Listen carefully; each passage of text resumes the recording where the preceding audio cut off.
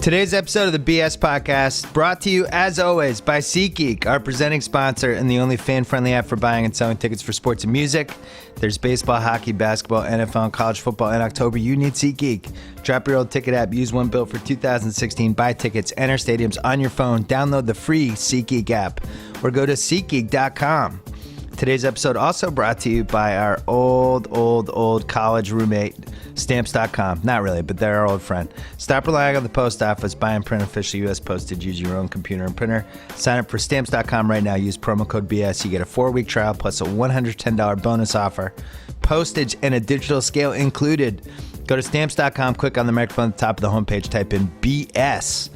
Don't forget about Any Given Wednesday. This week's show had Bob Costas, Al Michaels, and Vince Staples. It was so lively and entertaining. We ran a 9-minute digital clip with Bob and Al. We also talked about the San Diego Stadium. Unfortunately, we went against the debate. That was a problem. But fortunately, they're rerunning it all weekend. It's also on HBO Go and HBO On Demand. Check that out. Don't forget to check out TheRinger.com, our ongoing and mammoth NBA preview. Lots of rumors that I have an NBA column coming next week. Lots of rumors. Sources say. Don't forget about all of our other podcast feeds on the Ringer Network, as well as Keeping It 1600's live show next week, which will be running exclusively on Stitcher for 24 hours. Is that right, Joe? And then we will run as an actual podcast. Excited about that. I'm really excited for this pod. It's a tradition. NBA over-unders coming up after Mike Lombardi. Let's go. Yeah. All right. As always, every Friday, we are joined by Mike Lombardi from FS1 and Fox, our old friend. It's actually Thursday. We're taping this before the Thursday night game. And we're going to put this up before the Thursday night game. So, Mike Lombardi, what's wrong with Aaron Rodgers? Oh, you want to get me started on this? We don't have to. We don't have to. I had to throw it out as an obligation because that's the topic this week. But do you have a 30-second theory? Well, I think the talent around him has really gone downhill. I mean, Randall Cobb, I'll use your line here, Bill. Randall Cobb, do we still think he's good? He averaged 14 yards a catch in his heyday. The last 2 seasons, he's down to 10. They have no tight end. They're going to play a running back that you and I don't know. I mean, America's Most Wanted is going to have to look him up to find out if he's still on a roster. So we don't know who he is. Niall Davis? No, Niall Davis. He's going to dress. I mean, Starks is hurt, and they just put Lacey on IR. Ugh. And then Jordy Nelson's not Jordy Nelson. So, right. But it's always going to be Rodgers' fault. And I think what happens is because they rely so much on their draft picks, they refuse to diversify their portfolio. They don't ever look outside of the draft. They'll sign free agents if you cut them. Julius Peppers, Jared Cook. But for them to sign a free agent and go towards the compensatory pool, they won't do that. So it's always going to be on the draft, and I think that shows its effect right now. They haven't picked outside the 20s. In the last 5 years, all their draft choices have been in the 20s. Right. If you and I so their talent level's down. If you own the Packers or if I own the Packers and they lose this Bears game tonight or it's another terrible game, I would fire Mike McCarthy.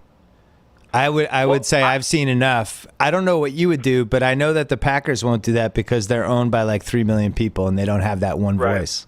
So what happens? What happens if they lose tonight? If I were Mark Murphy, I would say look, we got to give ourselves the best chance, and the best chance to win isn't just putting all our eggs in one basket. I call it the Jed Clampett theory. Jed went out there and he shot and he found all this oil, but to become a billionaire, that one shot's never going to make it for you. We got to find a way to diversify our portfolio. We got to find a way to sign some free agents, give up some compensatory picks, maybe make some trades. This was the first trade they made, I think, in the last 5 years. What people don't realize is they had Marshawn Lynch. He wanted to go to Green Bay. Yeah. He was going to go, and the Packers refused to trade for him. Now, you put Marshawn Lynch on those teams, and perhaps Seattle doesn't win the Super Bowl, and Green Bay does. You just work for the Browns and the Patriots. If you wanted somebody from Green Bay or you wanted to talk deal with them or whatever, who did you call? You'd call Ted. Now, they really have a really good pro personnel department. Elliot Wolf, Ron Wolf's son's very good. I mean, they're really good at personnel. They have fine free agents. I mean, that's why I wouldn't fire anybody, because they're good at their jobs. They just need to diversify. Right. You can't buy all one sort of stocks. You got to diversify. If you just go into the drug stock business, and they go down, you go down. And so you're always dependent upon one thing. And what I would say to Ted is, look, Ron Wolf was here before you. Reggie White was a free agent. When Aaron Rodgers had Donald Driver, Greg Jennings, Jermichael Finley, Jordy Nelson, when he had those kind of talent around him, we were really good and hard to stop. But we can't get that all the time picking in the 20s. I have a counter theory to your theory, which I loved. And by the way, I'm still waiting for some enterprising listener to put all of your theories on one blog post. The Fred Flintstone running back, the Fred Palermo menu. Now you have the Jed Clampett theory. Jed Clampett's final. But the problem is nobody knows who Jed Clampett is. No, I got it. It's Beverly Hillbillies. They'll bring that show back at some point. They bring every show back. But here's my counter. Because the Patriots, my beloved Patriots, also did this with Tom Brady. I think sometimes when you have an awesome quarterback, you decide, all right, well, we're good. He can make steak out of shit salad. Give me a phrase for that. He can make chicken shit out of chicken salad. Yeah, chicken salad out of chicken shit. God, we are so dumb. But that's the attitude, because you're like, we don't have to spend on that. We're fine. Brady will make Rashae Caldwell work. And then you go into the AFC title game, and Rashae Caldwell, you're counting on him in the biggest game of the season. It feels like Green Bay is at that point with the Rodgers supporting cast, where they were just like, well, we'll put all our efforts in these other parts of the thing, and they haven't really helped him out. Randall Cobb's not a number one receiver. No, he's not a number two. He's the Scotty Williams of football. Remember when the 76ers signed Scotty Williams from the Bulls, and they thought they were going to double his stats because he played 10 minutes and he had like 8 points and 5 rebounds, so they thought they were going to get 16 and 10. Right. That's what happens. You expand their role. And the other factor here, to me, there's a little bit of truth to what you said there, is you tend to pretend the quarterback's going to carry it over. Yeah. But what happens in Green Bay, because and this is not McCarthy's fault. This is kind of a cause and effect. Because they rely so much on the draft, McCarthy can't have an expansive playbook. Right. Because the young players don't learn it that quick. So he's got to keep his scheme way lower so they learn it, which then hinders Aaron Rodgers. Because you could imagine Aaron Rodgers, he's learned this offense so far. It's boring to him. It'd be like going to a history class in the 7th grade 10 years in a row. Perhaps somebody has done that. I don't know, but that would be a little boring. And what you just mentioned there is one of the biggest reasons why the product's been so lousy. I was thinking of you. I was texting you. I was stuck on that Virgin America flight watching the entire Texans-Colts game. And Collinsworth's getting all fired up the last couple of drives because Brock's heating up. I'm like, he's not heating up. The Colts defense is decomposing. Like, it was just terrible football. And it's the Colts defense. Everybody's like, well, Brock played better against the Colts. Right. I mean, anybody plays better against the Colts defense. To me, that was an indictment of Brock Osweiler. That wasn't a support of Brock. There's no way you could put that tape on and say, okay, here's why we gave him $18 million. Like I text you, it's the Lufthansa heist. It really was. I mean, there were less people involved in Brock Osweiler than were in the Lufthansa heist. And it didn't have Ray Liotta celebrating in the shower afterwards. Exactly, or they didn't go to some diner to talk about it. Denver is one of the games I really like this week because I think Brock threw everyone off his scent because he had a couple good drives at the end against a tired Colts defense that had just basically stopped tackling and covering. And that's not going to work against Denver in Denver. I'm sorry. It's not. No, it's not. And I think these tackles for Houston aren't going to block the Denver edges. And I think Brock takes so long. He checks the runners at first and second before he delivers the ball and it's so hard. He doesn't do anything with any fast twitch to him. He's slow. Right. And when you're slow against the Denver defense, that's a problem. It takes them a while to heat up, which is a problem when you're a quarterback and a pitcher. In basketball, you could go 2 for 10 in the first half and catch fire. In baseball, you're out of the game. And in football, you have 3 picks and 2 fumbles, and you've ruined the game for your team already. Hey, it's time. Every week I ask you, it's time to play a game of do you believe in them yet? First off, the Falcons. Do you believe in the Falcons yet? You've been resistant. I was a little impressed with what they did. The comeback I thought was really good. Look, I think the last play of the game, we could always talk about that. The last play of the game is difficult. But I think Atlanta showed enough toughness beyond the road that I'm a believer in them. I think the South is horrendous. I think the Saints' defense, which is remarkable, could be on par to be as bad as it was in 2012. Wow. When they had 12 games in 2012 of over 400 yards they allowed. and they're on par to do that here. The only game they've given up less than 20 points, they lost to the Giants this year. So I see no competition. I think Atlanta's got some confidence. This is going to be a big test. San Diego's a great 55-minute team now. Yeah. I mean, they're really good, and they'll throw the ball on them, and they'll move the ball on them. You know, I kid Jacksonville a lot, and Jacksonville has played defense in the first 5 weeks as good as anybody, except for the Charger game. The Chargers got 8 yards per pass attempt again. 8.8, I think, was a number in the first passing game, in the first game. No team has come close to that playing against the Jacksonville Jaguars. And Jacksonville's defense is similar to what Atlanta does. So the Chargers, I think, are a little bit more of a threat here in this game. And I think Atlanta will find out if they can handle success. We know the Raiders couldn't handle success. That was kind of like a given. I think Vegas admitted they messed that line up when they readjusted it on Sunday morning or whatever they did. But to me, this game here is can the Chargers? I think the Chargers are good. They move the ball. Rivers throws it really well. They for some reason they get down the field. Benjamin's a problem. I think this will be a harder game for the Falcons, but I'm back on the Falcons. Like, I see the Falcons. I see where we're going here. Oh, so you'd like to apologize to the city of Atlanta? I would like to apologize to all the Falcon fans, yes. You know, I was thinking about your 55-minute theory. I think Trump is the first 55-minute debate guy. He can hang in for 55 minutes, and then the wheels come off, and he gives up an 80-yard touchdown. Are we sure he's 55? I mean, you want to go to 45? No, I mean, really, he's a 0-minute guy, but he can't make it through the debate without one thing happening. No. Do you believe yet in a team that I have ranked number 9 right now? I can't believe it, but it's true. The Buffalo Bills. Do you believe it all? I think I think it's remarkable. They are only one of 3 teams in the National Football League that have more rushing touchdowns than passing touchdowns. The Cowboys and Atlanta has the same. They have exactly the same number. But they're remarkable in what they do. They really are. I mean, the runs, they're the number 1 team in 10-yard runs by a lot. I think they have 31 10-yard runs. They're the best 20-yard run team in the league by a lot. And so I think LaShawn McCoy's having an MVP-type season. I mean, let's be real honest. He is. And I was dismissive of their offense not being able to score 30 more points against there, but the reality of it is they're scoring points because they're making big plays with their running game, something that I don't think they could do. And then Taylor's made throws up the field. If you look at their schedule, I think their schedule's favorable. Again, this is a test here, and if you look at the numbers, Tannehill against Rex Ryan is not good.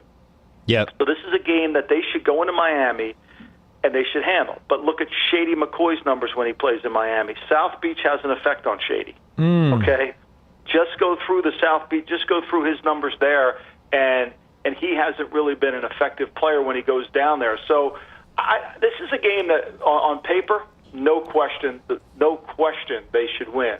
But I think the reality here is I think Atlanta's got a little confidence. Shady's 27 carries for 128 yards against Miami in his career. In 2015, last year, he had 11 carries for 16 yards against the same. Well, not the same. I mean, they're missing some parts of their defense. But I think Buffalo's a legitimate team, and I'm saying because McCoy to me is really a strong MVP candidate. So Rex made the move of the year so far when he fired the OC after 2 games, and when you watch them now, they do have an identity. They're old school. We're going to run the ball, and on defense, we're going to take a bunch of chances. We'll throw the ball downfield a couple times. We have a quarterback who can do stuff with his legs.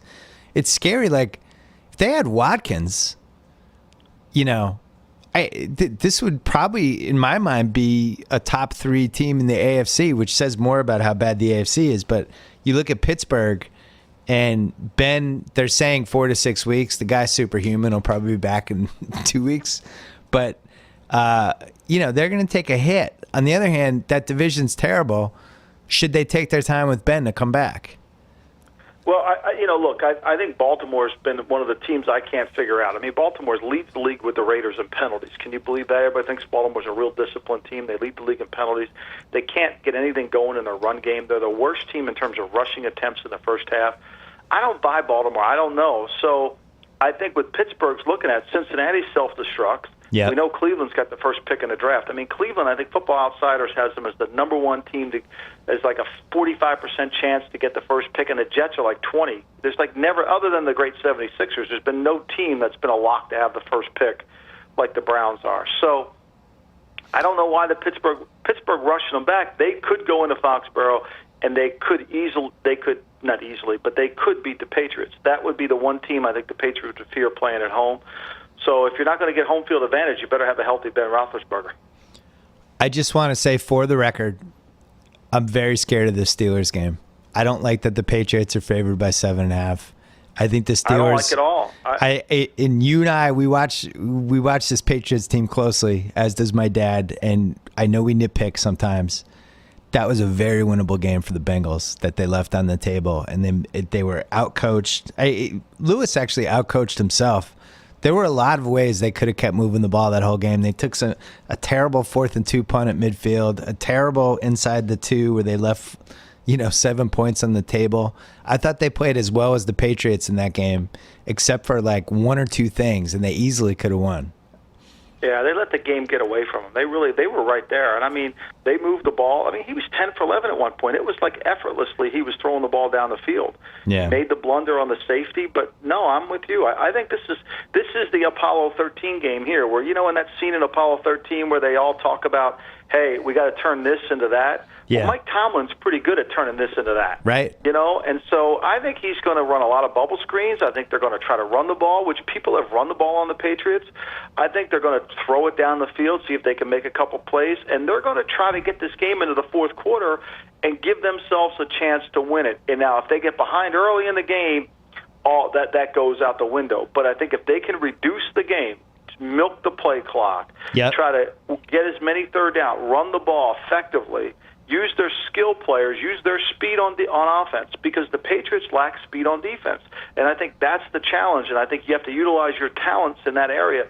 I think it's one of those, and I know this. I doubt if New England's mentioned the word Ben Roethlisberger missing the game in their building the entire week, because I'm sure the Patriots realize this is kind of a game to where they need to get themselves focused on stopping the Steeler offense. Don't worry about who's playing quarterback.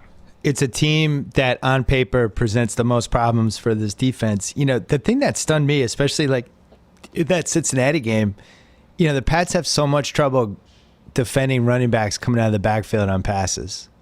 And they also have trouble tackling those D'Angelo Williams, Lamar Miller type of running backs, those little got low to the ground guys. And Pittsburgh can basically do both of those things at the same time. I think they're going to have trouble tackling Williams. I think Bell is just a worst-case scenario in a bunch of different ways. Then you got to worry about Antonio Brown. Belichick usually he's done it both ways. What happened last time? Butler basically covered Brown all over the field, and Brown had a huge game, and Butler was right there. He had 150 yards. He covered him as good as he could. Right. They'll double Brown. There's no way they won't. Yeah, they'll double him this time. You got to play Sammy Coates down the field, and Eli and the kid, the slot receiver, is a good player. Right. So I mean, they've got enough weapons that they can do it. And they bounce around. They put two tight ends out there, Jesse James, and then they go, Grimble comes in there. I mean, they got a lot of things that they can do. They just can't let the game get away from them. Their defense. To me, this is the other issue.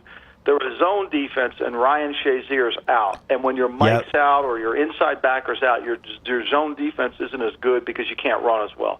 So that's a little bit deceiving. And I think the Patriots' approach will be, we're going to control the ball in this game. We're going to control the ball. We're not going to get negative plays. We're going to limit the amount of time they can have the ball, and we're going to see if they can match us point for point. I think I wouldn't be shocked if Belichick went for it on fourth and short earlier in the game, midfield, because feeling like, look, if we get this game in the 20s, we'll win it. This game's in the teens, that favors Pittsburgh. Yeah, Patriots offense wins this game. The good news is I think Brady's like 75-1 against the Steelers in his career, something like that. Do you believe in Arizona yet? I thought Arizona's offensive line played much better the other night. I don't believe in Carson Palmer. I think he's reverted to what he was. I think the Cardinals won't be able to beat Seattle. I think it'll be interesting when they play Atlanta, how they handle Atlanta, especially the way Atlanta moves the ball offensively. I'm not sold that they're a Super Bowl caliber type team, but I think they're a good playoff team. Do you know the Jets are last in DVOA? They're even worse than Cleveland? What's amazing about the Jets is they actually are the second team to Cleveland to get the first pick in the draft. Now, they're like 20%, but that's remarkable. And when you look at the Jets on tape, it's like I look at the quarterback QBR, and I watched Dalton play against Brady, and I understand that the QBR had Dalton rated higher than Brady in that game. I didn't see that. And then they had Mariota rated higher than Brady for the week. I didn't see that either. And then any stat that has Blaine Gabbert as your 14th ranked quarterback over all the league, you should throw that stat away. Yeah, throw it out. Come up with a new stat. You should throw that out. I mean, we need to start this thing over. If Gabbert's the 14th best quarterback ahead of Russell Wilson overall, something's wrong with your stats. And so, I think that when you look at the Jets, I mean, their defensive line, they rush, but they don't have a great edge pressure guy. They can rush the passer. Williams leads their team with 5 sacks, but they can't cover. And they're probably not winning another. They're not winning another game this year, potentially. They don't have any explosiveness on offense. We talked about this on the podcast earlier. Once they lost either Decker or Marshall, it was going to be trouble for them. Can they trade Fitzpatrick, or they'll waive him and somebody will pick him up? No, that's a basketball thing. I mean, if they trade him, somebody's taking the salary, and why would you want to take the salary? Everybody would say, look, the Jets. I mean, he was a free agent for 800 days. That's true. I mean, nobody wanted him. It wasn't like, who were they competing against to give him the $12 million? Well, we have to move on because we're doing today's the magical day when we do NBA over-unders with House. But the good news for you is you get to do 2 minutes on the Philadelphia 76ers over-under of 25. 25 wins. That's what Vegas says. It's under. I mean, they can't shoot. I mean, they can't. They had a scrimmage the other day. I tweeted to Bob Cooney, the beat writer for the 76ers. I said, which team, I mean, did any of them get the 10 either side? Can you imagine an inter-squad scrimmage watching the 76ers play? I mean, the rim must be just painfully, you could hear it rattle all the way over.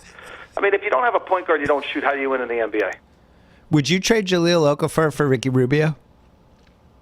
I don't know Rubio that well to say that, but I would trade Okafor for a point guard. Yeah, I would trade him for somebody who could get the offense going. I mean, it's a team that's so poorly constructed. We got all these big guys. If we play in a 6-11 league and over, I think we'd win that. Well, at least the Eagles have crashed to earth, too. Poor Philly. There was some excitement in Philly for like 2 weeks with Carson Wentz and Ben Simmons, and then it just came crashing to a thud. I think it'll come back this week. I mean, look, here's the thing. Philly's defense didn't play well the last 2 weeks. I don't think it's Carson Wentz is like all of a sudden he's become a bad player. I mean, he throws the ball effectively. I just think the Redskins' offense is really underrated. People don't realize how good, and what they don't understand about the Redskins' offense is Callahan's ability to coach the running game, their offensive line coach. They attacked the Eagles really well the other night. They ran the ball to the left. They understood how they lined up their defensive front, and they knew their run fits well, and they did a great job. And in spite of Kirk Cousins kind of messing things up, the Redskins' offense is pretty good. But I think the Eagles this week, I think this is a tough matchup for Minnesota. This is the first time Minnesota's been on the road. They have 2 new tackles on the road. T.J. Cummings and Jeremiah, I think it's Sifries is the right tackle. They're not very good, and I think the Eagles' strength is in their defensive line. I think the Eagles will put a lot of pressure on Bradford this week. I think it's a tough game for Minnesota to go on the road and try to win the way they're winning. Last one, Raiders, Jags. It's kind of a I don't believe in either of you, even though you're both talented, Super Bowl. And I think the Raiders are favored by 1. One of these teams is going to come out of this game and feel a tiny bit playoffy. Who do you think it is? Well, I think the Raiders think they're going to go down there and just easily win the game, which is not the case because, as I said earlier in the podcast, Jacksonville's defense is playing really well. I mean, Jacksonville and the Raiders have trouble in their offensive line, especially at right tackle, whether it's Austin Robbins or Watson. Whomever's playing there gives them a lot of trouble. So that's an issue. The problem with me is Jacksonville wants to run the ball. They can't run the ball. They've only had 7 plays over 10 yards running the ball. They can't run the ball, and they're putting the burden on Blake Bortles to win the games, and he's not going to be able to make. Now he came back in the fourth quarter against the Bears. If the Bears would have kicked field goals the whole time, which they did, credit the Jacksonville defense. But this is one of those games that the Raiders think they're probably so much better than Jacksonville, and they have to find out that they're not. And I think it'll be a struggle. I thought Carr threw the ball really poorly in bad weather. I was concerned about a bad weather game. He has to go to Kansas City in the winter in a bad weather game. The way he threw the ball in the rain was concerning to me.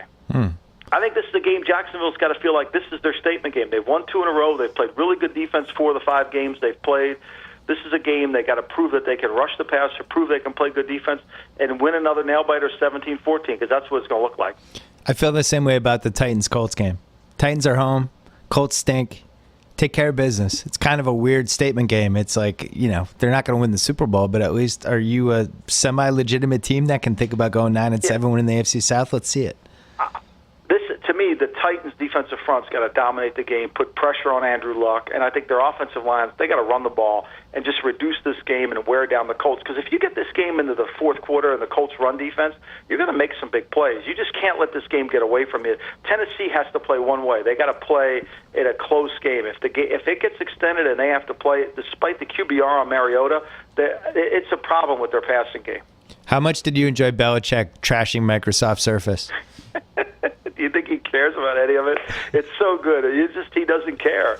What's that line in The Wire? It ain't your turn to give a fuck. Well, it ain't his. He don't give a shit. He just don't care.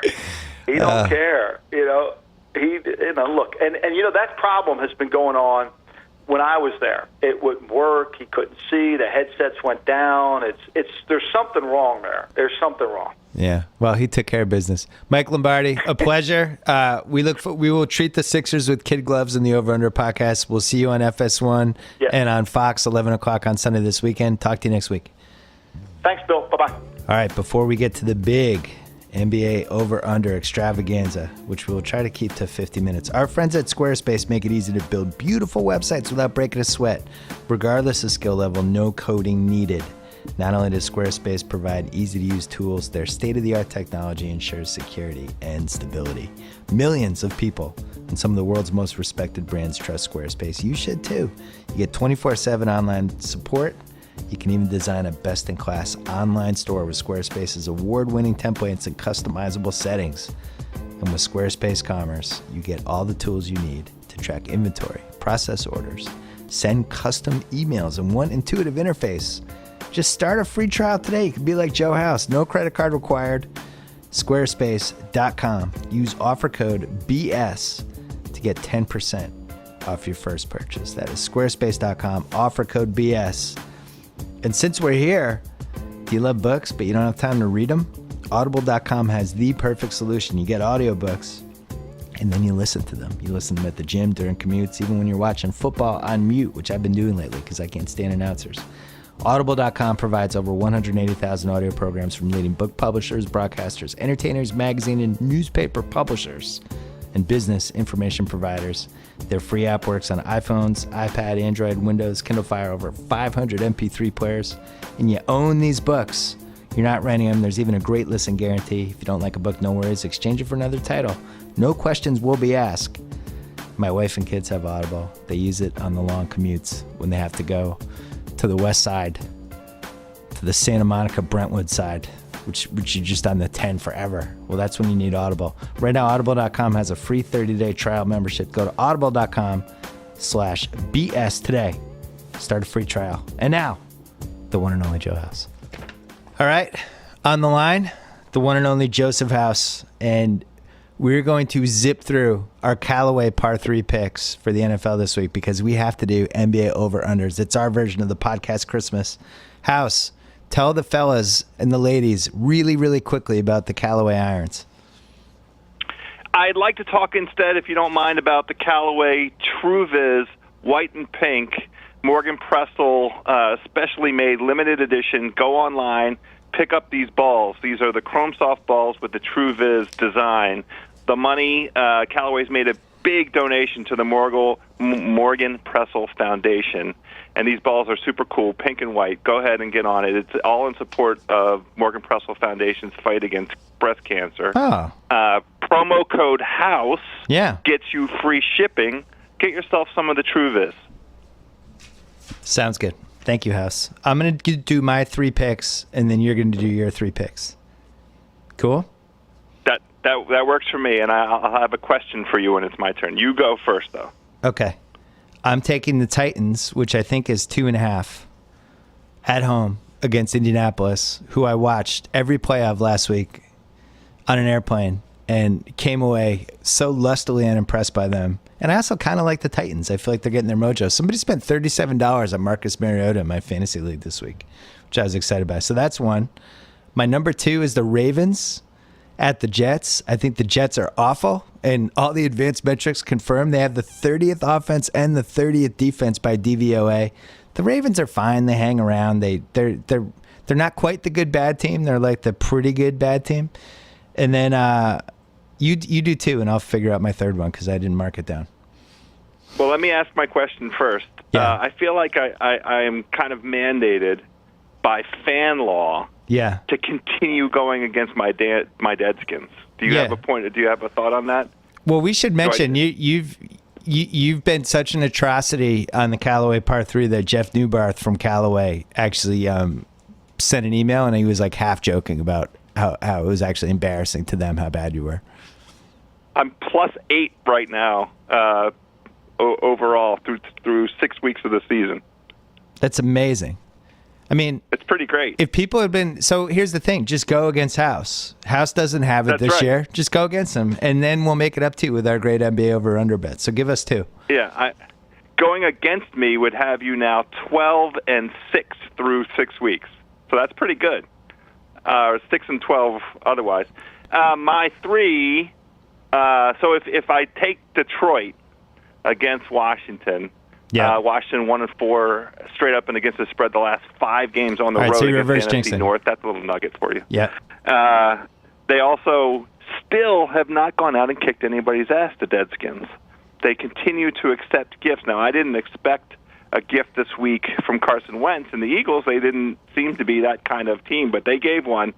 A lot of mistakes, a lot of penalties. Maybe that's the identity of this Philly team. We were perhaps slightly, and maybe you and Lombardi already covered this, slightly persuaded by some early season. House, you're taking too long. House, the people want NBA over/unders.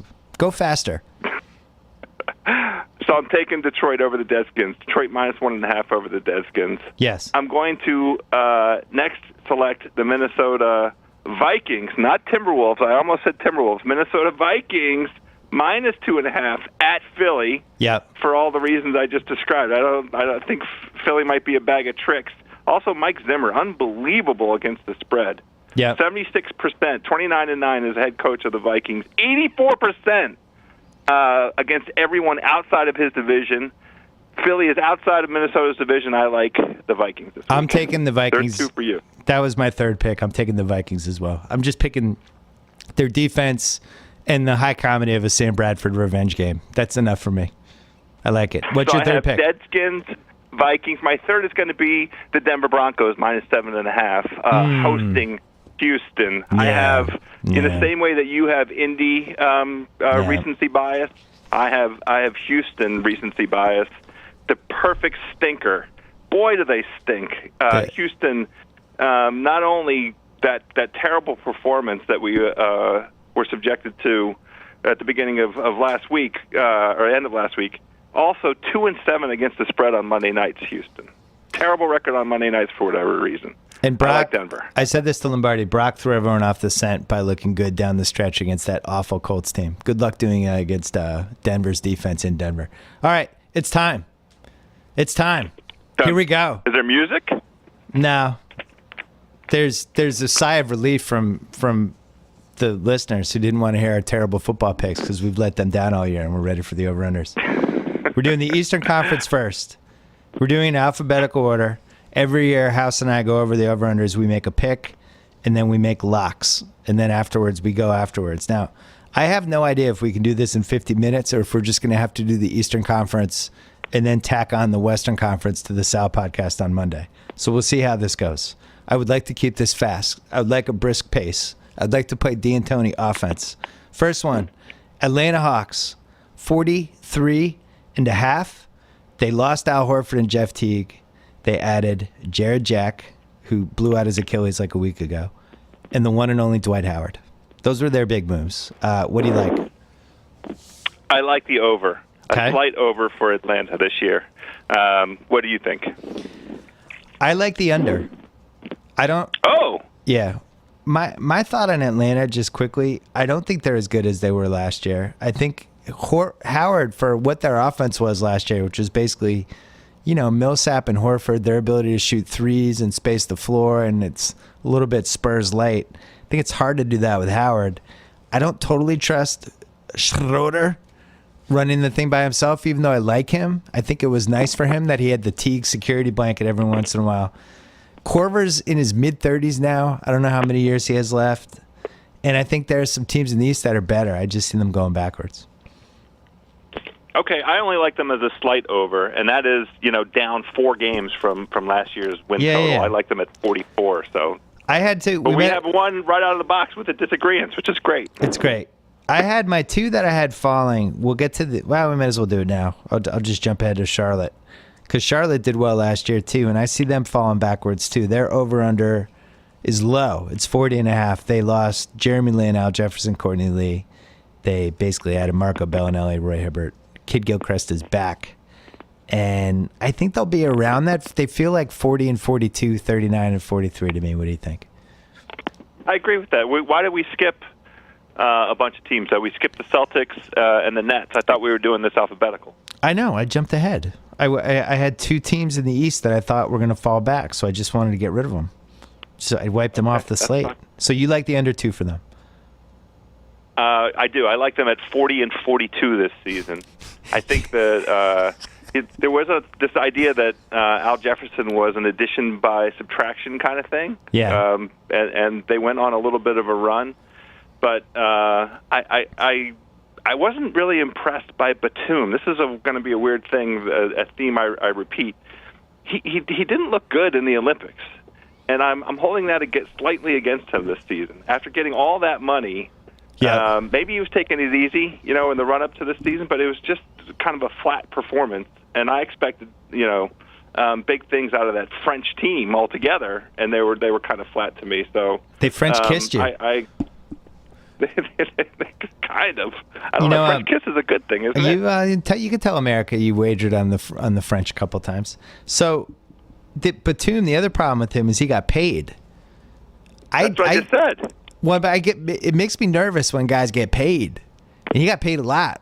And the other problem for them is that he got paid more than their best player, Kemba Walker, who came up a year ago and got a contract, but I think he makes like $5 or $6 million a year less than Batum, which I'm keeping my eye on this year as a subplot because your own Wizards have that with Beal and John Wall, and there's Chicago. Jimmy Butler's making $7 million less than Dwayne Wade.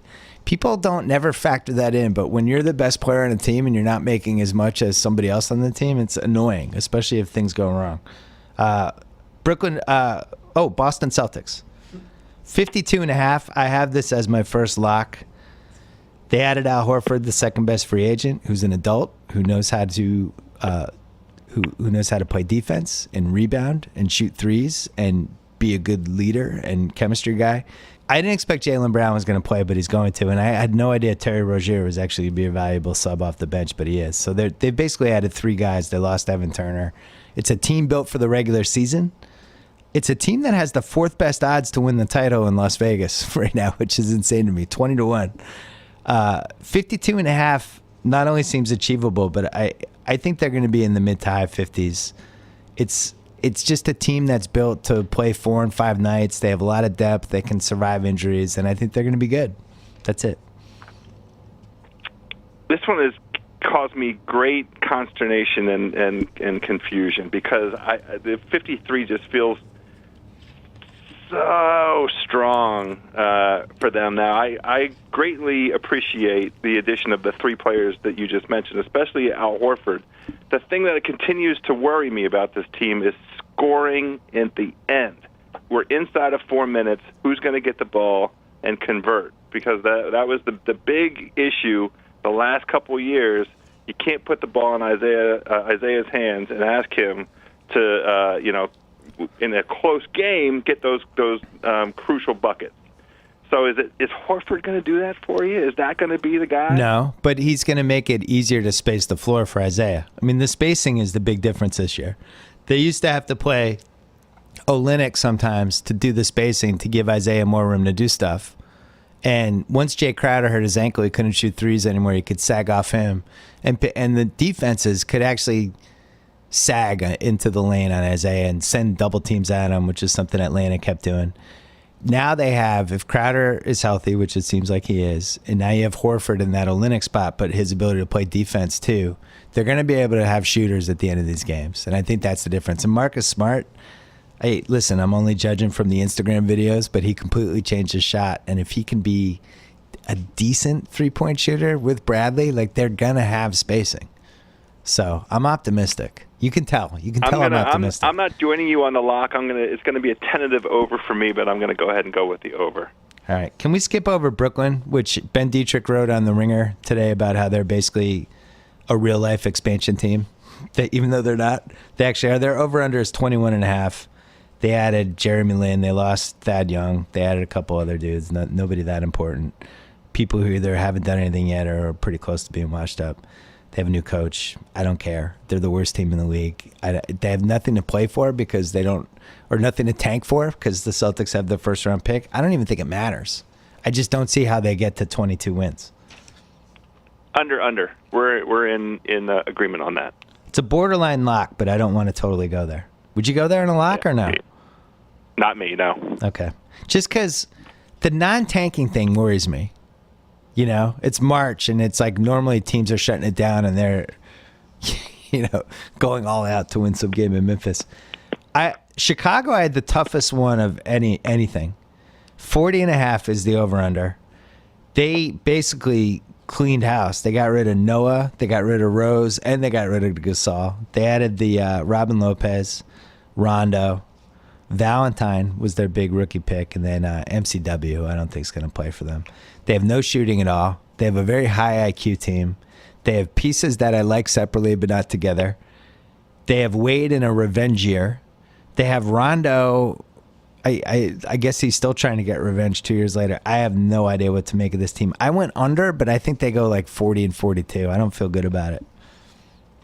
So Doug McDermott is mad at you for saying they have no shooting in the first place. He's the only one. And this, I kind of like the Chicago team, and I can't really explain it. The main thrust of why I think they're better this year than last year is their problem last year really came down to a kind of a coaching issue, I would say. Hoiberg He's and, the same. and they have the crew, same coach. But here's the difference. I think Rondo and Wade are coaches on the floor, and I think that the two of those two guys together, coming and creating a semblance of order, a semblance of professional basketball order for that team, and for Jimmy Butler to kind of slide back into a natural. Jimmy Butler has never struck me as a natural alpha dog. He's got alpha dog game, but he doesn't. He's never struck me as a guy that wants to assert himself that way. Yeah.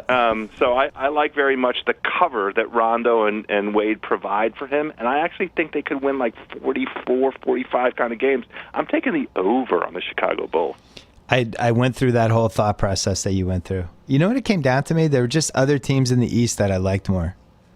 And I think the West is going to be better than the East. So when I sketched out the records, I tried to skew higher for the West than the East.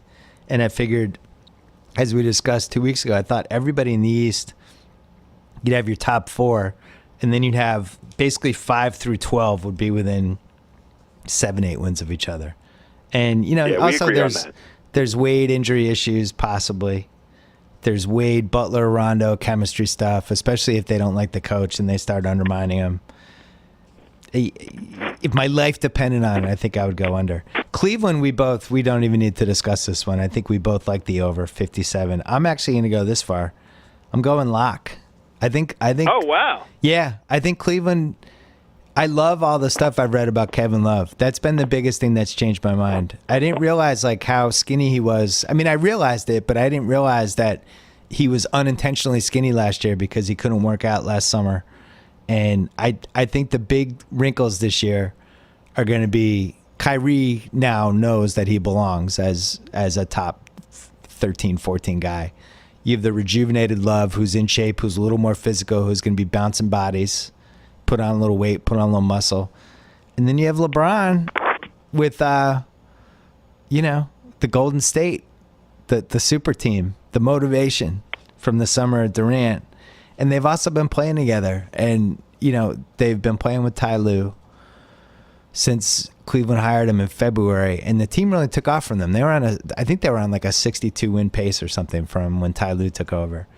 So 57 seems easy to me. Also bad conference. And all they have to do is lock up the 1 seed in the East. They're not going to get the 1 seed overall. Golden State's going to have more wins with them. But it's going to take, I don't know, somewhere between 59 and 62 to lock that up. And I would not rule out LeBron going for one more MVP either. So you add all those things together. I like lock. Right. I'm going to join you in the lock.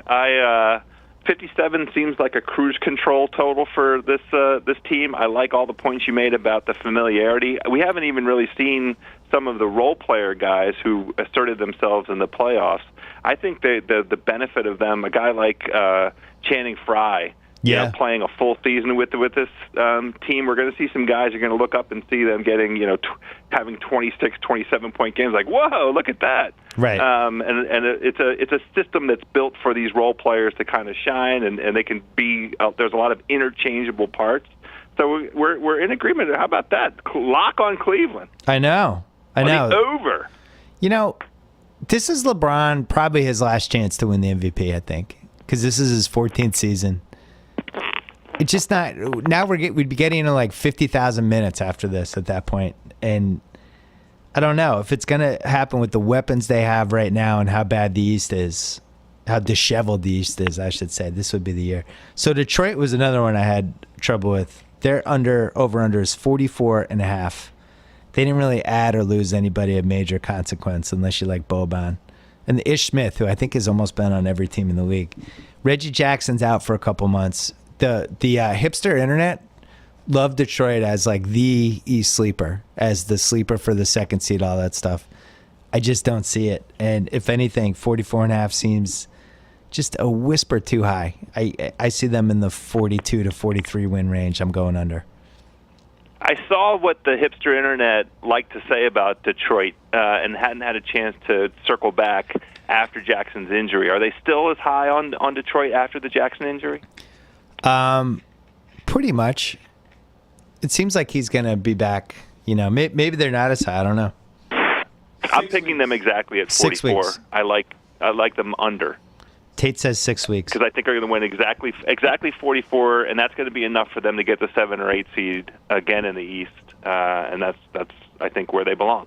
Here's the team that I see stealing their spot with an over/under of 45.5. The very adult Pacers of Indiana. They added. Oh, look, you heavy breathed when I said Indiana. I'm getting my papers. Jeff Teague. Thaddeus Young. I was with my dad this weekend, and he was saying just how much he'd like Thaddeus Young because he just killed us in those Brooklyn games. When we wanted Brooklyn to lose every game, and there were these certain games where Thaddeus Young was just really good. I think that guy on a good team, people are going to appreciate him. And I like Al Jefferson in a reduced 20 to 25 minutes role. They lost George Hill, they lost Solomon Hill, and they lost Jan Mahimny. They got rid of Vogel, brought in Nate McMillan as the coach. To me, this feels like the dark horse 2 or 3 seed. I have them 4. I have them winning at least 47 games. And I think there's a chance they could flip with Toronto for the 3 seed. I like this Pacers team. What do you think?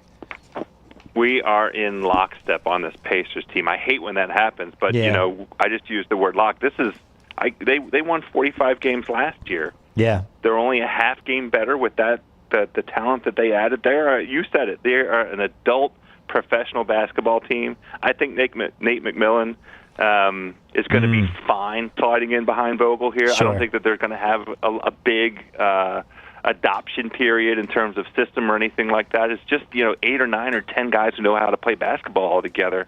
I love them for 52 games. I mean, I have a crazy number in mind for the Pacers this year, and they're going to be threatening exactly what you just described. I think I have them up there in that 2-3 range as well in the East. So and we didn't even mention Paul George. Oh yeah, we're locking that one in. We have 3 locks so far: Celtics, Cavs, and Pacers. We didn't mention Paul George. I didn't lock the Celtics. Right. You're the only lock on the Celtics. Well, you're wrong. You're just a wrong person. Paul George also played in the Olympics, which we like. We like the guys coming off the Olympic experience, and he's another guy. He's somewhere between like the 9th and the 14th best player in the league, and he's going to be motivated. This is a good team. It's, again, an adult basketball team. Now, I know we're going to disagree on this next one. Miami, over under 35. What do you have? Like way under. Okay. Dramatically under. Extraordinarily under. All right. Hold on. The hot take limo is here. It's dropping me off. Here we go. I'm going over. I kind of like this Miami team. I've done a 180. Yeah. I like them. All right, so here's who they lost last year. They lost Dwayne Wade, who was 20 points a game, who looked good certain nights, other nights was terrible, who stopped playing defense 3 years ago, who was a little bit, I'm not saying ball hog, but had a high usage rate, and I think it affected Dragic a lot of last season. I personally, when I watch Miami, I like seeing the ball in Dragic's hand. All right, so he's out. That opens the door for Richardson to come in and play more minutes, who's a 3-and-D guy, more athletic. Your defense is better. They lost Dang. Pro's pro. Great chemistry guy. I don't know.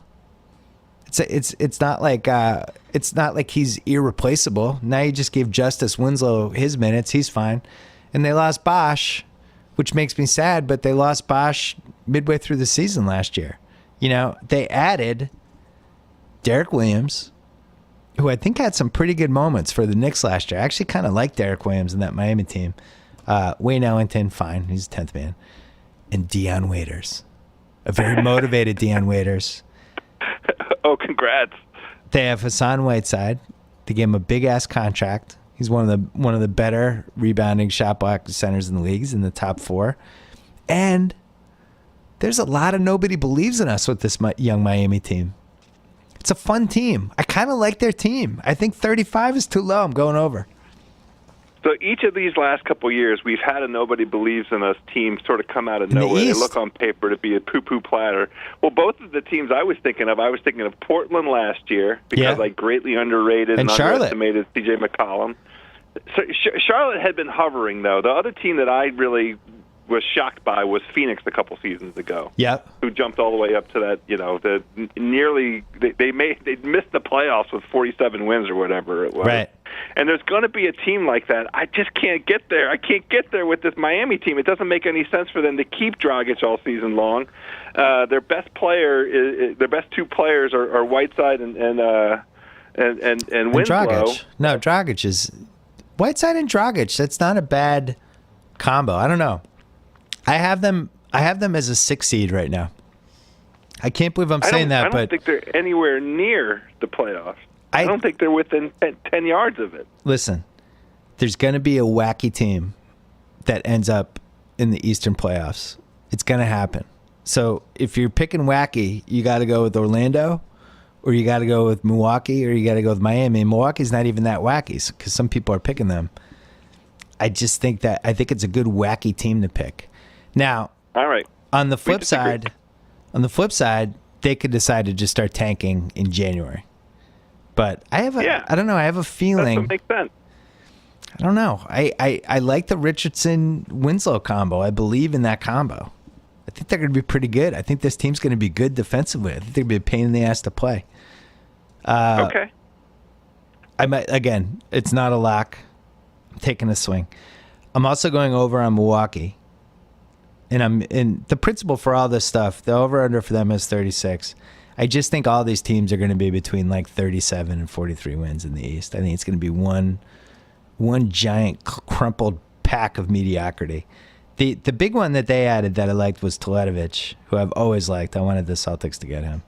They also added Dellavedova. They didn't really lose anybody except for Chris Middleton, who's hurt for a while. But their over-under is 36. What do you think? I like a slight over. I get Milwaukee wrong every single year. I'm ready to be wrong once again, but I think they are better than 36 wins. I'm disheartened by the Middleton injury because I felt like they were a team that could come together. They're incredible defensively. I loved the trouble that they gave Golden State last year. They were the first team to beat Golden State last season. Yep. It was awesome watching that. It was a scheduled game, but I love the energy. I love how long they are.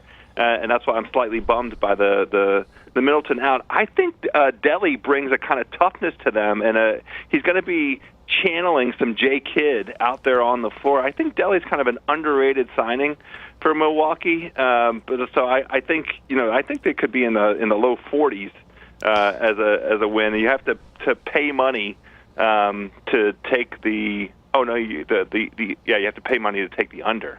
Okay, they were the other team. I like that. Yeah, they were the other team I was thinking for the goofy team that's like the 6 seed or the 5 seed. It's going to be somebody. I'm telling you. It's going to be one of these weirdo teams. The fun thing I'm not arguing it. I like Milwaukee. It just really, to me, comes down to Middleton. How quickly can he get back? Yeah, now you might be talking me into dumping Miami. Nah, I'm going to stick to my guns. Orlando. Well, we can't skip the Knicks. We didn't mention. Can't skip the Knicks. We didn't mention that Greek Freak's playing point guard, and it's one of like the 7 most fun league pass subplots this season. Whether he can actually pull that off or not. The Knicks have not had a point guard in a long time, and now they have one, and his name is Brandon Jennings. Just kidding. It's also Derrick Rose. They have both of them, but their over/under is 40.5. There's already been buzz about Noah's not totally healthy, and that signing might be not a disaster because everyone has so much money, but it might be a tiny disaster. They lost the Flalo. They lost Robin Lopez. This Hernan Gomez that they picked, people seem to like. I have no idea what happens with this team, but if they're not 41-41, I don't know anything. So I'm going slight tad hair over. I'm gonna go in the exact opposite direction of you and go slightest ever under, because I think they're exactly a 40-win team, and that's 1,000% based on the injury history of D Rose and Joe Noah. Now, the D Rose trial may have unintentionally provided D Rose with a very smooth pathway. Maybe he will be working himself into team shape, game shape during the course of the early part of the season, and maybe that will prolong his season this year. Maybe we'll get more games out of him this way. When you started that sentence, I was more afraid than I've been in the last 12 months during a podcast. So I'm really glad you landed the airplane on that one. Listen, they have Porzingis and Carmelo. Those. If Porzingis makes the leap up that a lot of year 2 guys make, they're going to be in games. Like, it's a 500 team. You know what? I'm coming back around. I watched the Almost Bullets, and the Knicks played a surprisingly feisty preseason game. Ooh. And then the thing that it was last week or the week before, what I was really taken by, MSG loves this Knicks team. Yeah. I mean, MSG was so into it. And you know who they especially love? They love Brandon Jennings. Yes, they do. The New York crowd already is all in on.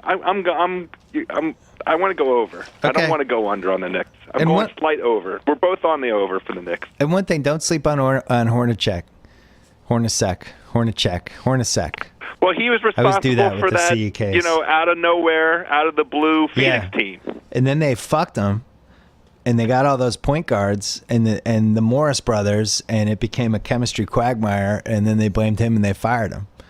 I think he's a pretty good coach. I went to games when, Clipper games when I just was like, wow, that guy's a good coach. I'm impressed. I think between the new coach, you throw out in crunch time, you have Jennings and you have Carmelo and Porzingis and Courtney Lee and Hernan Gomez, like whatever. Play Porzingis at the 5. Like, that's going to be a tough offensive team. And if they get anything from Rose, look out. And again, I'm frightened. I'm frightened of myself just bringing up Derrick Rose. I don't even want to mention Derrick Rose this year.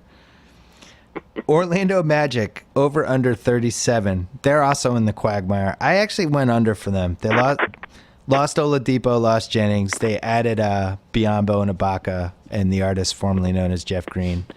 And they have Frank Vogel. And I'm just cold. This team leaves me cold. A lot of big guys. I'm doing a tiny overplay on this Orlando team. I like, and this is really a vote of confidence in Coach Vogel. Okay. I think they have to figure out what the hell to do with Biyombo and Serge, but it's kind of a good problem to have. It is. If it was 1987, it would be a good problem. It's unfortunately 2016. Well, Serge was percentage-wise one of the top 3-point shooters for OKC last year. Yeah. And I don't see why he wouldn't want to keep that going this season. And I think Vogel can use him that way. Because he got to shoot wide open threes because he had Kevin Durant and Russell Westbrook on his team. Who's getting him the threes this year? Is he shooting those with a hand in his face? I'm not buying it. Yeah, but he's a big guy. It's not a huge over. It's a slight over for Orlando for me. That team needs to make a trade is what they need to do. They remind me of Philly a little bit. They have too many guys clogged in the wrong spots. And, hey, man. I like him at 38, that's all. I'd like to apologize. That's 3 games better than last season. I'd like to apologize to Mike Mendelson for telling him to buy Alfred Payton rookie cards 2 years ago. Hopefully he kept them and maybe he'll pan out. What does Kevin Clark think about Orlando this year? He's in full snark mode. Very snarky. So you're taking the under and I'm taking the over? Yes. Philadelphia, the over-under is 25, which I kept looking at thinking that my eyesight was going because I just fixed my eyesight. I actually have good eyesight again. It's 25.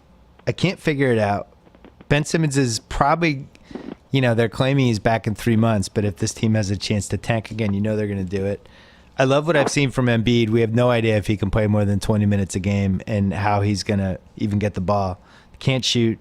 Sarge, I like. They have guys I like. Sergio Rodriguez was pretty good in the Olympics. Like, maybe he'll help. Pretty good. I just don't understand how they get to 26 wins. I'm going under. Me too. And I don't think they want to get to 26 wins. Right. They're not incented to do. Yeah, this is the process has led to the Ben Simmons broken foot, followed by one more tank job to get the full 4 years in, and then they can go for it. So I think they go under. Toronto is over under 50. They lost Biyombo. They lost Luis Scola. They added Jaren Sullinger. That's about it. 50 seems right around where I see them this year. I went just a hair over, like a whisker. I'm doing the same thing. I don't want to talk about it. I just don't want to take on the T-Dot. Yeah. An incredible 56. I was one of the ones when I'm going through the prep earlier today. 56 wins for the T-Dot last year. They're not going to be 7 games worse, this coming year. 51 seems fair. The conference itself, I think, collectively is a little bit better. I think that would be the only difference. That a little bit like what happened last year in the West, where somebody's got to lose a couple wins because these other teams are going to have more wins. Well, the other thing is, are you worried about DeRozan getting paid? Yeah, and Lowry making $12 million and DeRozan's making like $25 million. I mean, Lowry's going to get paid in a year, but one of these teams is going to get screwed up by that. And I think we've arrived at the team it's going to be. Oh, it's the Washington Wizards. Dare you. 42.5. Oh, no. Under. Feuding. I won't stand for it. Feuding. There's no feud. Those guys love each other. No, they don't. They definitely don't. And Bradley Beal is going to make $50 million more over the next few years playing basketball than John Wall. And there's no way John Wall doesn't think about this every time he looks at Bradley Beal. I know he does. I'm positive. They're going to make Wall's going to make all that money back in a very short 2 years. He's going to have a contract that dwarfs what Bradley Beal is on because the cap keeps going up, and Wall's going to make the All-Star team 2 more years. You're asking this Washington team to win 2 more games to get to the over. That's a Scotty Brooks led. Nene is gone. A lot of dead weight off of this team. Yeah. I like the over quite a bit for this Washington team. I like them really around 44 wins, and in fact, in the way that you made Boston a lock, this is one of my locks. I like the over so much, I'm calling it a lock for the Washington professional basketball franchise. You should have made it a Callaway par 3 lock since it's going to lose. House, before we do Western Conference over-unders, let's talk about Blue Apron. Stop wasting money on expensive takeout, House. What if you signed up with Blue Apron? For less than $10 per meal, they will deliver all the fresh ingredients you need for a delicious and healthy home-cooked meal. They have the highest standards for ingredients, and they built a community of home chefs that has no rival. Here are some of the meals available in October, House. Crispy chicken Milanese with warm Brussels sprouts. Oh, I love that one. Thai green curry chicken and squash with yu choy, jasmine rice, and cashews. Yu choy? I don't know what that is. Not familiar with yu choy. Roasted pork steam buns with black garlic mayonnaise and spicy cabbage slaw. You'd eat that. How about this? Yeah. I've taken a run with the Blue Apron. I love the Blue Apron. Oh, there you go. Sending us ingredients in exactly the right quantity so that all I have to do is mix it up. And I like to add some flavor here and there. I might put in a dash of the sriracha or a couple tosses of crushed red chili pepper in there because I like a little heat. But the recipes are wonderful. I have that Milanese you just described. I'm going to have to get online and pull that sucker down. Well, to get your first free meals for free with free shipping, just go to blueapron.com/BS. Blue Apron, a better way to cook. And now, as promised, the Western Conference over-unders. All right, let's go to the Western Conference. I think we can bang this out. I think this can be a 90-minute podcast. Dallas is 40. They basically turned Chandler Parsons into Harrison Barnes. They, on the down low, lost Ray Felton, who I thought was pretty good for them last year, turned him into Seth Curry. And they upgraded from Zaza to the one and only Andrew Bogut, who I think is going to be very motivated this year. And they paid Dirk. Just out of respect, I'm going over. Just out of pure respect and appreciation. I feel the exact same way. Yeah. I'm not prepared to downgrade them. I'm not going to say that they're going to lose less games. That performance last year that Carlisle and Dirk cobbled together and get into the playoffs was just masterful. I want to reward them with an over selection, and that's what I'm going to do. Great. I have them in the mix for that last week when there's all these teams going for the 6, 7, and 8 seed, and they'll be in there. Denver is 37. I do not think they're a playoff team. I do think they're going to be a little bit better than people realize, and I think they have some major league pass potential where they have just a bunch of fun guys in the team, and you'll be watching like a Denver-Minnesota game, and Towns will, at the third quarter, Towns will have 30 points and 17 rebounds, and Denver Moutier will be hot, and Moutier will have 38 points or whatever, and I think people are going to just repeatedly go, "Oh, Denver, fairly entertaining." With that said, I see them like at 38, so maybe a hair over. I'm going slightly tad over. Yeah, I'm taking the over as well. I'm impressed by the collection of talent. I like Jokic. 25 he dropped on our U.S. squad. Yeah, he looked good. Serbia to the silver medal. Yeah, he did look good. The thing always with them, can they stay healthy? I mean, we had Wilson Chandler miss an entire season last year because of hip surgery. But, coming off the bench with Will Barton and Nurkic, that's a pretty good bench team. I mean, they have a lot of guys that can play. The big question is Moutier. What kind of leap can he make from last season? Because he really was not good last season. But I think they're around a 41 team. I like the over. I like that they're a little feisty, too. They got some of those non-Americans they have a little edge to them, a little something. Nurkic, Nurkic, get in that act. Nurkic will kill a guy. He'll kill somebody right now. Just ask him. They also have Gallinari, who's an expiring contract, who I think is going to be a really, really, really under the radar, sneaky trade piece in February. It's a nice asset for somebody. Route. Yeah, I mean that's somebody for the Celtics. I like Jerebko. God bless the Swedish Larry Bird, but if you could turn him into Gallinari, I'm doing that. Golden State, 66.5. We discussed this when we did our preliminary appetizer drive-through of the over-unders. It just seems too low. Somebody has to beat this team 16 times. Seems like a lot. I think the safe bet's over. I have them comfortably in the 69 range. No, all jokes aside. 69-13. My big fear after seeing the video of Durant and Draymond at the Travis Scott show, which Vince Staples and I watched in his dressing room on Tuesday, and Vince was like, "Oh yeah, KD's gonna enjoy the Bay." That worried me a little bit. Draymond maybe taking KD under his wing, and KD almost like being the boy in the plastic bubble who got out of the bubble, and it's like, look, they're trees. Oh, look at this. And all of a sudden he's going to concerts 5 nights a week. That's really my only fear other than injuries, but any team could have injuries. I am going over. Over. I am going over as well. I like them at around, I know why you took the magical 69. I think they're fine at 68-14. That's an over as well, and the preseason has been so confirmatory. I mean, Yeah. I understand how stupid it is to talk about the eye test, but holy shit, do my eyes enjoy watching them get together and play basketball. Yeah. It's so smooth. It hasn't looked like KD has even broken a sweat. He just fits in to me seamlessly, and the interchangeable parts. And Zaza looks like a great addition already. I just, we don't need to overdo it. I like McCaw. McCaw's jumped out at me. And I never watched preseason, but I've been sucked into their preseasons. And they would been raving about McCaw. And I know people have written about him online. I'm not breaking new ground. I just like him. I think he's going to be able to play for them. And just watching them, and you see Durant on that team, and it's like they took Barnes, and it's like the Westworld. They put him in the Westworld warehouse, and they reprogrammed him and made him taller. And gave him just completely better basketball skills, and then they pulled him naked out of the Westworld warehouse again and put him back in the court. And he's just way better. That's Durant. Oh, my goodness. Yeah. Over Houston, 44.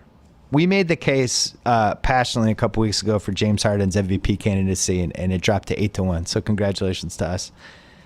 They added Ryan Anderson and Eric Gordon from the 2015 champion New Orleans Pelicans. Oh, wait, that team was terrible. They also added Nene, who you hate his guts. I was thinking Locke 2 weeks ago, but as I kept staring at those names and thinking of just all the stink they have on them from all the losses from the last couple years, I got a little scared, so I'm not going to make it a lock. But you are taking the over. I'm taking the over. I think they go 45-37.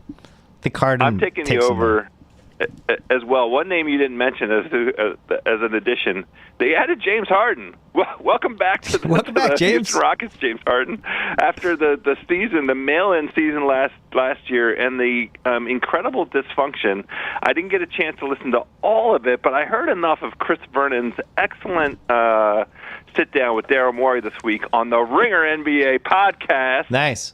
And, I think this team has a synergy and energy that was so complete. They just did not like playing together last year. Yeah. And they had an identity crisis, and I don't think this team is going to have that. And Coach D is the perfect facilitator for these guys, on a chuck and run. I love them at the over. I understand we're not going to make them a lock, but we're in agreement that that's an over. I love them offensively. I think we make the mistake sometimes with basketball to just look at them as fantasy teams. And unfortunately, the other side of the court is you have to actually stop the other team from scoring. And that's when I look at this Rockets team. The defense really scares me, especially if Beverly is banged up for this whole season. But, man, it's like you got Harden out there. You got Ryan Anderson, who couldn't guard me. Eric Gordon, who's going to be hurt almost immediately. Nene, you watched him play defense. How was that for you? No, he didn't. No, I didn't watch him play any defense. Right. Let's correct that. He didn't play any defense. The thing is, if you're going to have a game where put up a team that's just going to try and outscore everybody, I like what Houston's put together.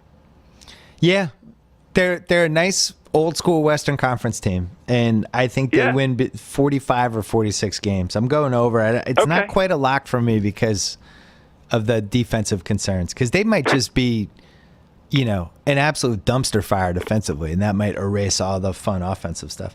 The Clippers are 54, and it seems low.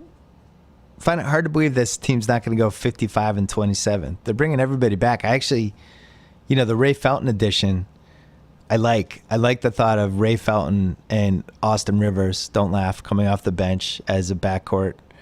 I think they're a little deeper than they were. They still have the issue of they just can never find that, now it's Wesley Johnson and Luke Mbah-a-Moute, all these dudes. They've just never found the right fifth wheel for this team. But, man, a lot of talent. And it's weird. I actually think they're undervalued right now. I think people are just – Vegas obviously doesn't think they're undervalued. They have the 20-1 odds. They're a top 5 team according to Vegas. But Can I take them at exactly 54, or is that not permitted? You can. It's ballsy. That's what I want to do. You're taking the over. I'm taking them at exactly 54. All right, push. I like Brandon Bass, too. You know what's funny? I think Cole Aldrich leaving, it hurts them a little bit. It does. You're 100% right. Spates, will add a little flavor to the Warriors games because I think he's a little bitter about how it went out, and he claimed he didn't say those quotes in that ESPN.com thing. But I think those Warriors Clips games are going to have just a phenomenal edge to them, and there's real dislike and disdain all the way around, and it gets worse every year. And just disdain for Doc Rivers, I think, in general, who I think is quietly becoming somebody that around the league people complain about a lot. I'll let you go first on this one. The last. Well, I want to make a quick observation. In the Western Conference so far, we have not picked a single under. Oh, I'm aware. I did. Don't worry. Don't worry. You've gone over on every team. All right, we're to the Lakers. I'm gonna. You're letting me go first. I'm taking a slight under, but I'm really gonna enjoy watching this Lakers team. I liked that game last night. Did you watch any of that? I saw some of it. Yeah. You did get to see some of it. Good. Yeah. I mean, the show was on. I know, so I don't want to confess that I didn't catch all of your show because I was watching. My show was good last night. Other things. I can't wait to catch up on it and get it in its entirety. Listen, as long as people watch the show, if they want to watch the baby Lakers and watch my show after, that's fine. I'm not going to take that personally. I am now at the point with Brandon Ingram that as much as I've enjoyed Jaylen Brown and I like Jaylen Brown, I'm pro Jaylen Brown, the Brandon Ingram thing has the potential to really hurt. That guy might have a chance to be special. And I have a little surprise for you.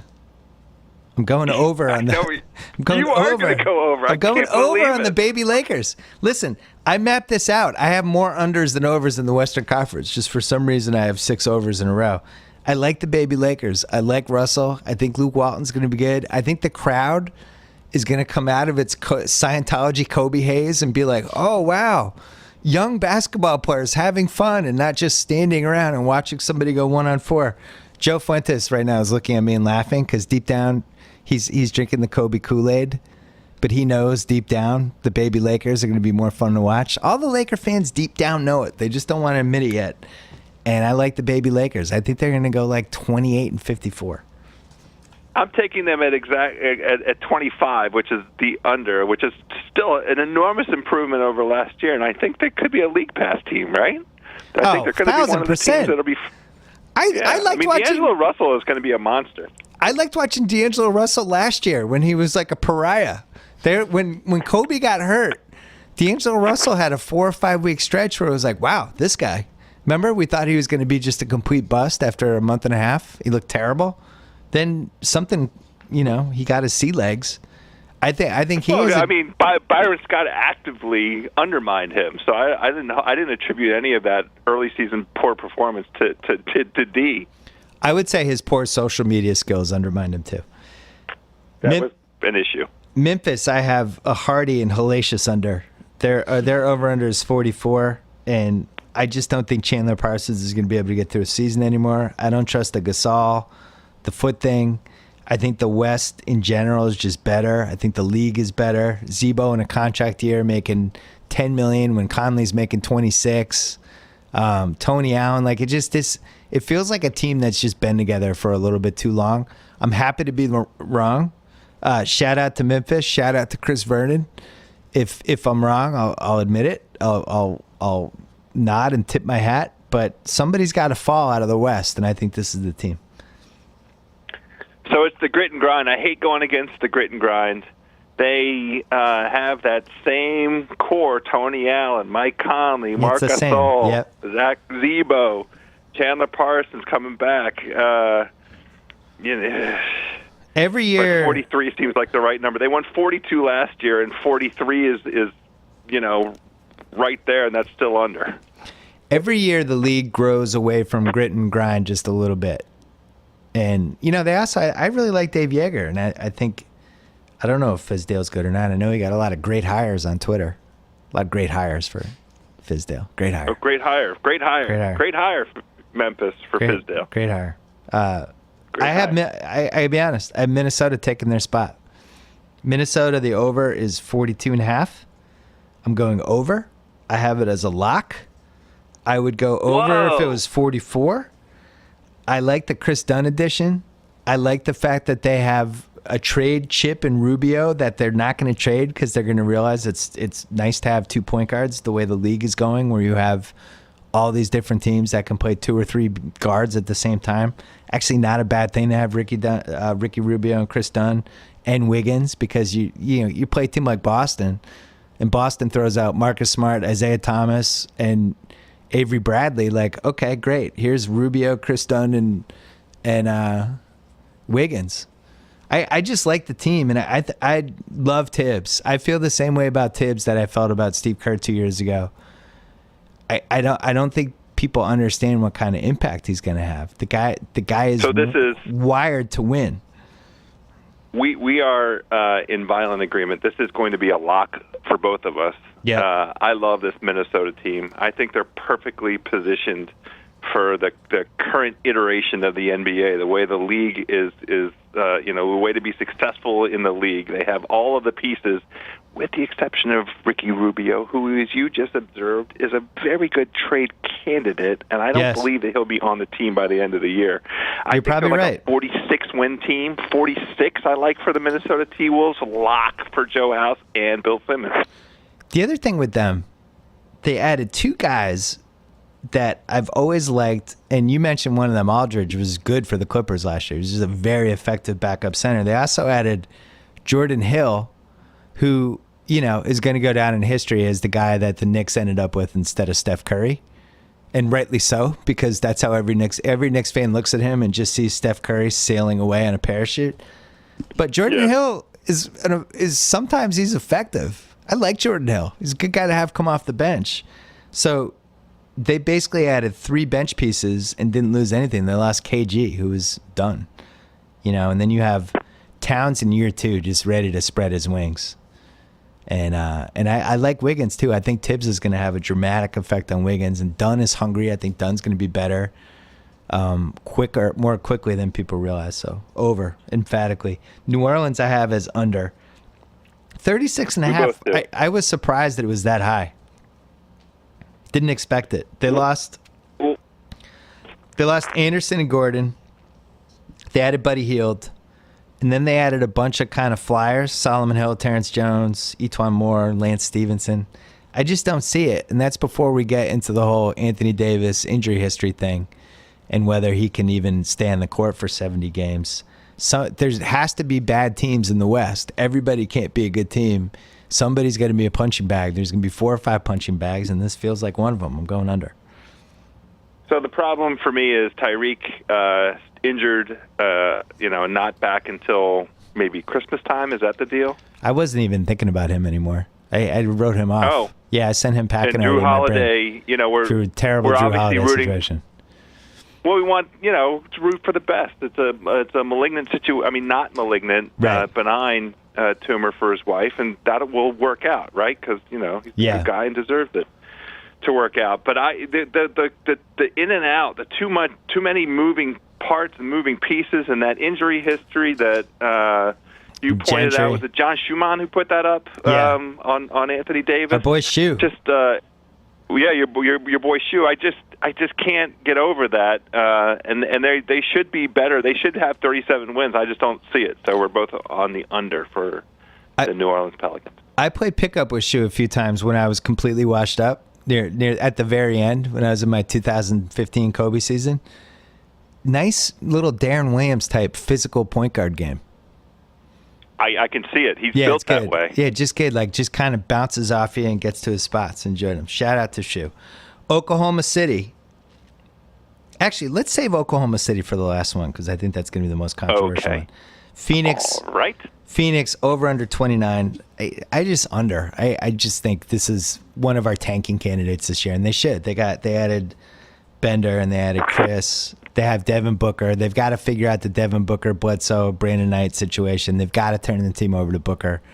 I don't like the pieces together, but I like the pieces, and this will be the transition year when they figure it out. And they're in a tough conference, and they're going to get their asses kicked. Under. Yeah, 28 wins seems fine. That's still 5 games better than last season. And there isn't anything about what they did in the offseason that suggests, they're going to make a huge leap. And they're not built to make a huge leap. It doesn't make sense for them to make a leap. They should do what you just described, which is turn the team over, go ahead and get prepared for the next draft pick. We also, I'm not sure I'm in on Earl Watson. Do you have a point of view on Earl Watson? Out. Under it is. Yeah, and we didn't even mention like they lost Toledovich, who actually gave them some shooting. I think they're the worst team in the West. If I had to pick a team that's going to bring up the rear, I would have Phoenix. I have them at 23 wins. No offense, Phoenix. No offense to any of these teams. I don't have except them. the Lakers. I don't have them worse than the Lakers. I think the Lakers are the worst in the West. But you know what's really funny is when people realize in February that I was just completely reverse jinxing Miami. Portland 45.5. I have a knee-jerk reaction. Anytime you say Portland, the answer has to be over because who wants to take on the soccer mom? Yeah, I'm going under. I'll take them on again. Bring it. Bring your bullets. Bring your bow and arrows. 46 is all that's required, and that's just 2 games better than last season, and I think that's fine. I have them. I have a top 5. I have a top 4. I have Golden State, Clips, San Antonio, and then OKC and Houston. And then after that, I have Utah, Minnesota, Portland, and Dallas in a scramble for those 6, 7, 8 spots. And I think they all have around the same record. I just have Portland penciled in 43 or 44 wins. I think they're a hair short. I do like under JH over. All right, so you're going over. I like I like Evan Turner on this team. I do think he's going to miss Brad Stevens. I think Ezeli, from everything I've heard, his knees are shot, and I'm not going to expect much from him. Yeah, I mean, we'll see. At least he got paid a little bit. I thought he was breaking down physically last year, but we'll see. Under, Sacramento, 32.5. Discuss. You're taking the under? Yes, sir. I'm taking the over. This is two pieces to it. I think Coach Jaeger is capable of delivering at least the same record as last year. The obvious problem with this team is who is playing point guard. We still don't have an answer to that. But it's worse than that. It's worse than that. It's not just the point guard. People always get trapped by positions too much. What you need is somebody who, when the ball goes over midcourt, somebody who's going to create a decision, who's going to say, all right, I'm going to do this, or I'm going to drive into the lane and kick it out, or I'm going to get to the basket, or I'm going to set this guy up, or, oh, Boogie hasn't had a shot in a while. It's a centrifugal force, and that's what they don't have. And the way the league is built right now, especially how guard dependent it is, to just throw away that position is insane. It's flat out insane. And that's before we get to the part where you got to make Boogie happy. They not only did they lose Rondo, but they also lost Seth Curry, who was a guy who had kind of come on near the end. I actually like Seth Curry. And then also Bellinelli, who is somebody that if you watch them is somebody that in the last 5 minutes of a game could get the ball and do some stuff. It's a team that doesn't make sense to me the way they're presently constructed, but we've been saying that about Sacramento for 5 years. The Ty Lawson thing, that guy's done. That's a waste. It's just a wasted to go down that road and waste the coaching time on him doesn't make sense to me. And people have to be bad. Boogie's gonna probably push out for a trade in January, February if he's not happy. So I'm going under. Yeah, I think that they have a bunch of professional basketball players on the team just through the sheer passage of time now. Adding in Matt Barnes and Aaron Aflalo and Ty Lawson, those guys have Anthony Tolliver, Garrett Temple even. Those guys all have played. They're all guys that have been in the league. And I just think Ty Lawson? Ty Lawson? What do you mean? Did you just use the word professional and Ty Lawson in the same sentence? You just did that? He's been in the league. This is, I think 33 is a good number. I'm taking the over for that. You are a dumbass. I'm going to go lock. I'm locking the under. You're going lock, okay. Needed to do a lock. Right, Let's do for a lock. I'm not. Spurs. I like the over. Spurs 57. Wow, they lost Diaw, Tim A., David West, Kevin Martin, and Boban. And they added basically Powell and Dejounte Murray, who probably won't even play. I still think They won 67 games last year. The over-under is 57. Out of respect, I'm going over. Just out of respect. Me too. Out of respect. They have a terrific streak of overs over the last handful of years. Yeah. There's only been one season where they haven't hit this 50. The over. I don't remember what it's been each year, but I'm taking over out of respect as well. Okay. Utah. Is it a lock? Nah. Okay. I don't like the LaMarcus Aldridge whispering that's going on right now. Because it was going on last year too, and it's still going, and it makes me nervous. Utah. All right. Under 47. That's what I have. I see the case. I get it. They added Diao. They added George Hill. They added Joe Johnson. I get it. I get the whole thing. The issue for me is there's just 5 other teams in the West that I like a little bit more. So I have them, 43 to 45 wins, somewhere in there. I don't see them climbing over 47. Safe bet under. And I don't like the fact that they don't have I'm still not sold on who their crunch time guy is. I still don't understand where they go in the last 3 minutes. It's like, is it George Hill? Is that what I'm signing up for? He makes open threes. I have been Congratulations. critical of George Hill before. I didn't think that his addition to this team was going to be so earth shattering. They had their point differential last season had them at an implied 46 wins. If I'm looking at the correlated Gaussian winning percentage correctly, yeah. I'm not sure if I am. And so they went through pretty heavy injury. Outside of... I get it. I get the whole case. I'm not too impressed with George Hill. He's fine. He's like a tweener. He's a starter. Not really, but he's better than a backup. Diao was basically buried last year by the Spurs. I mean, I don't think they had a great run with him, but I don't think they were shedding major tears letting him go. And Joe Johnson got bought out by Brooklyn. And then everybody kind of looked at each other, and Miami signed him. He had some moments. He played pretty well for them. I don't think he's like the difference. He's not the guy that takes you to 48 and 34. I just think it seems a tad too high. I'm going to go under also. I like him at 46.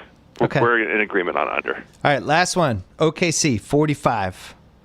They added Victor Oladipo, Sabonis' son, Ilyasova. They lost Serge Ibaka, Dion Waiters, and either the second or third best player in the league, Kevin Durant. That's a problem. It could be a problem. What do you have? I don't know what to think about them. I'm utterly confounded by them. I think they're going to win more than 45 games. I'm going to select the over for them, but I need to watch them play. I need to figure out what the hell they're going to do. I respect Billy Donovan quite a bit. He really turned around my opinion of him as the season went along, and as the team kind of came together right at playoff time. They lost one too many games in the fourth quarter of the second half of the season. In fact, they really cost me on a wonderful parlay I had of Golden State and Oklahoma City. God, they were poised to win that thing. But I kind of love the nobody believes in us angle to this team. And I think Donovan is the right guy to guide them, and I love the idea of Westbrook with a chip on his shoulder, so I'm going to take the over. Well, Westbrook always has a chip on his shoulder. I'm tired of hearing the narrative. He's got 2 chips. I said that on my show yesterday to Vince. There's no other gear for Westbrook. He's already in 5th gear. He can't go to 6th gear. There is no 6th gear. I'm going over because I still think this is a pretty good basketball team. I was worried about the shooting, and I'm still worried about the shooting, but I think they're going to be able to play Adams and Cantor together a lot, and I think they're going to be really good on the offensive boards. I like the Oladipo, Westbrook, Robertson, the perimeter defense. They're going to have issues stopping the 6'8 guys, but most teams have issues stopping that. They have some trade flexibility. Westbrook's, I don't know, he'll be somewhere between the 2nd and 5th best player in the league this year, and an unquestionable MVP candidate. And they're never going to let up. They're always going to play hard, which is another thing you got to look at with the regular season. Like, this team's not going to be like, we're not trying tonight. Westbrook's not wired that way. So 45 seemed a little low, and I like the over. Yeah, the thing especially that you just said that resonates, and the guy that I think it's going to have the biggest impact on is Oladipo. I think that the way that they're poised to play, and Westbrook in particular, the impact he's going to have on Oladipo. Oladipo is already an extremely above-average defender. Yeah, they might be. We're worried about all the wingspan that they lost with Ibaka and KD gone, but they still have a quickness. They still have rim protectors, and they have a quickness with Oladipo and Westbrook out front. So I'm not prepared to call it a lock, but I'm really interested in watching this team this year. I think that they have an identity, and they're tough, and they're going to play hard and give a shit, and he's going to be a man possessed. Initially, I was thinking, that they went 15-12 when Durant broke his foot that time, and Westbrook was just a one-man show. Well, 15-12 is 45-36 if you multiply it by 3. Like, it puts them over that over-under. So I think they're going to get there. Let's make it a lock. Do you want to make it a lock? All right. I needed a 7th lock, so I'm happy to do it. Yeah, we need an odd number of locks. Okay, so let's recap. That's good. Because I have all my locks, and I don't know if I have my locks are the Celtics 52.5 over, the Cleveland Cavaliers 57 over. We were in agreement on that. Indiana Pacers 45.5 over. You're also in agreement on that. Yeah. You have the Wizards 42.5. I do. Over. I have them under.